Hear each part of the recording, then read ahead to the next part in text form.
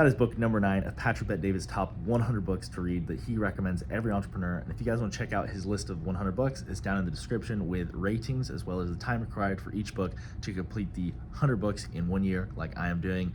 Rich Dad Poor Dad by Robert Kiyosaki. Third time reading it, and it is just as good as the first time. I believe this is one of the original books that every entrepreneur should start out with. It goes through the life of Robert Kiyosaki from a child all the way up until adulthood, and the relationship he had with his biological father, who was his poor father. He was a professor, smart guy, but never made a lot of money. And his friend Mike's father, who was his rich dad, who was a businessman, entrepreneur, and started many businesses and ended up making a lot of money.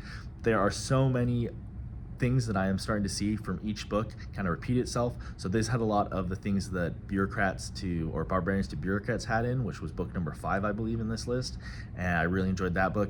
So this talks about that, as well as the Richest Man in Babylon. It had a lot of things that were in that book. I know that's not on the list of 100, but that is another very basic book that I believe everybody should read.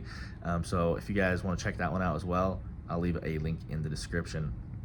This took me the 2.5 days required. It's a little bit longer than I remember. It took me a little bit longer to read, but I think that's just because I wanted to really take my time and get everything out of this book. So thank you, Robert Kiyosaki. You have a wonderful book here, and I'm sure it will be a great book for generations to come.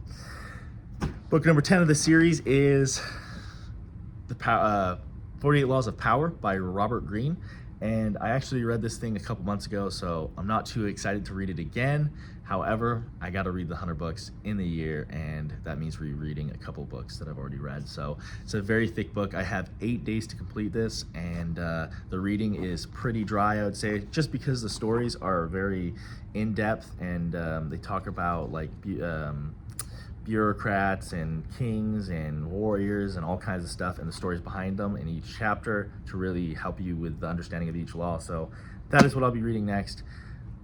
I'm not too excited, but I will let you guys know in the next video. So thanks for checking it out, and I'll see you guys